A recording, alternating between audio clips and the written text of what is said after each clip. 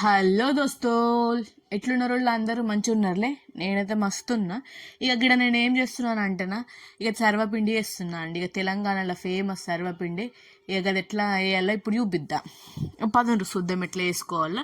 ఇక ఏం లేదండి, ముందుగా చేసుకోవాలా అనుకున్న రోజు ఏం చేయాలంటే, ఇక శనగపప్పుని కొంచెం ఒక పిడికట్ శనగపప్పుని అయితే నానబెట్టి పెట్టుకోవాలి ముందుగానే. ఇక నానబెట్టి పక్కకు పెట్టుకోవాలి మస్తు సేపు, ఒక 2 గంటల దాకా.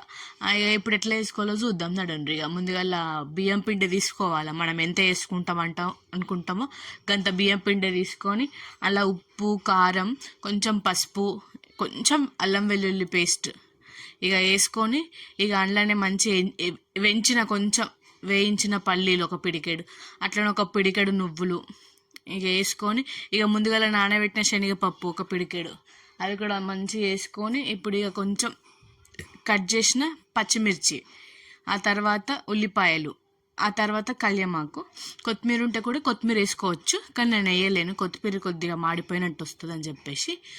ఆ తర్వాత మొత్తం మంచిగా కలిపేసుకోవాలా. ఇక మంచిగా కలిపేసుకున్నాక పొడి పొడి, ఆ తర్వాత ఇక మళ్ళీ మంచిగా నీళ్ళు పోసుకొని దాన్ని చపాతీ ముద్ద కన్నా ఇంకొంచెం మెత్తగా చేసుకోవాలి పిండిని. ఇక నీళ్ళు చూసుకొని పోసుకోరు, ఇక మరీ మెత్తగా కావద్దు. ఇక చపాతీ పిండి కన్నా కొంచెం మెత్తగా కావాలా. గట్ల నేను పిసికిన చూడు, గట్ల పిసికి పక్కన పెట్టుకోవాలా. ఇక ఇప్పుడు అందులోకి కొంచెం చిన్నగా ముద్ద వేసుకొని తీసుకొని, ఇక మీ ఇంట్లో పెంక, బొగాన, కడాయి ఏది ఉంటే దానికి మంచిగా నూనె పోసుకొని ఆ నూనె మొత్తం దానికి అప్లై చేయాలి. నేను ప్యాన్ తీసుకున్నా, దానికి మంచిగా నూనె మొత్తం అప్లై చేసేసి, ఇక ఇంతకుముందు తీసుకున్న ముద్ద ఉంది కదా, ఆ ముద్దను దానిపైన పెట్టుకొని ఇక మంచం సన్నం ఒత్తుకోవాలి. ఇక దొడ్డు కావాలంటే దొడ్డు ఒత్తుకోవచ్చు, సన్నం కావాలంటే సన్నం ఒత్తుకోవచ్చు. కానీ సన్నం ఒత్తుకుంటేనే మంచి కరకర వస్తుంది సర్వపిండి, టేస్ట్ బాగుంటుంది. ఇక అట్లా మంచిగా ఒత్తుకొని ఇక మంచిగా హోల్స్ పెట్టుకోవాలి, మధ్యలో మంచిగా హోల్స్ పెట్టుకోవాలి. ఎన్ని హోల్స్ పెట్టుకుంటే అంత నూనె పడుతుంది అందులో. అట్లా పొయ్యి ముట్టించేసి ఇప్పుడు ఇక దాన్ని పొయ్యి మీద పెట్టేయాలా. ఇక మీడియం ఫ్లేమ్ మీదనే పెట్టుకోవాలి. దీన్ని పెద్ద మంట మీద వేసుకుంటే అయితే జల్దీ మాడుతుంది కింది, కానీ ఉడకదు జల్దీ. ఇక మీడియం ఫ్లేమ్ మీదనే పెట్టుకొని ఇప్పుడు ఆ హోల్స్లలో అంతా మంచిగా నూనె నింపుకోవాలి.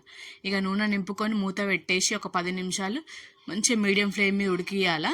ఇక ఉల్టా దింపుకొని కూడా కాల్చుకుంటాం. ఇక కాల్చుకోవాలనుకున్న వాళ్ళు కాల్చుకోవచ్చు, లేకపోతే లేదు అట్లా కూడా తినొచ్చు. ఉల్టా దింపి కూడా నేను కాల్చుతున్నా. కాల్చి ఇక తీసి ఇక వేరే ప్లేట్లు వేసుకునుడే. ఇక అయింది చూడుండ్రి, సర్వపిండి రెడీ అయిపోయింది. కరకరలాడే సర్వపిండి రెడీ. చేసుకున్నాడు మాత్రం మస్తు సింపుల్ అండి, టేస్ట్ మాత్రం అద్దరిపోద్ది. ఇక ఈ రెసిపీ మీ ఇంట్లో కూడా ట్రై చేసి ఎట్లా వచ్చిందో మళ్ళీ నాకు కామెంట్ చేయండి. ఇక అట్లనే చూసి పెట్టి పోకుండా కొంచెం లైక్ చేయండి, షేర్ చేయండి, సబ్స్క్రైబ్ కూడా చేసుకోండి. ఇక థ్యాంక్ యూ ఫర్ వాచింగ్ అండి. బాయ్.